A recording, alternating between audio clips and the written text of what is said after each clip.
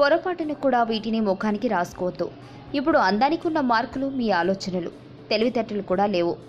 అందుకే ఆడ మగ ఇంకా చెప్పాలంటే చిన్న పెద్ద తేడా లేకుండా అందంగా తయారయ్యేందుకు, నలుగురిలో ఆకర్షణీయంగా కనిపించేందుకు తెగ ప్రయత్నాలు చేస్తున్నారు.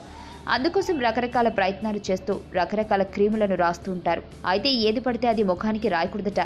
దీనివలన స్కిన్ డ్యామేజ్ అవుతుందని నిపుణులు అంటున్నారు.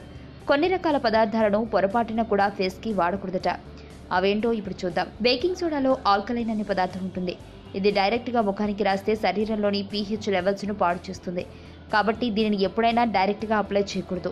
ముఖ్యంగా సెన్సిటివ్ స్కిన్ ఉన్నవారు అస్సలు వాడరాదు. ఇందులో యాంటీసెప్టిక్ గుణాలు ఉంటాయి. ఇది అప్లై చేయాలనుకున్న వారు ముందుగా చేతికి కొంచెం రాసి దానివలన ఏ సమస్య లేకపోతే అప్పుడు ముఖానికి అప్లై చేయడం మంచిది. ఇలా చేస్తే నలుపును, డెడ్ సెల్స్ను, మురికిని క్లీన్ చేస్తుంది. కొంతమంది మొటిమల మీద టూత్పేస్ట్ను రాస్తారు. అలాగే కొంతమంది చర్మంపై జిడ్డును తొలగించుకోవడానికి టూత్పేస్ట్తో ఫేస్ను వాష్ చేస్తుంటారు. ఇలా చేయడం వలన చర్మరంధ్రాలు మూసుకుపోతాయి.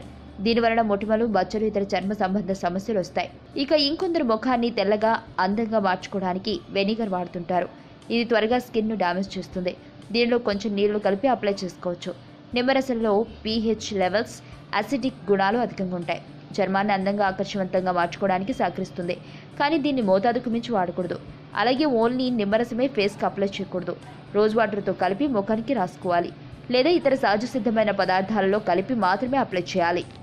ఆరోగ్యవంతమైన జీవితం కోసం మనం పాటించాలి కొన్ని నియమాలని. చిన్ని చిన్ని చిట్కాలతో చింతలేని జీవితాన్ని ఎలా గడపాలి అనే దానికి వీక్షిస్తూనే ఉండండి మన ఆరోగ్యం యూట్యూబ్ ఛానల్. మరిన్ని ఆరోగ్య సూత్రాలకు సబ్స్క్రైబ్ చేసుకోండి.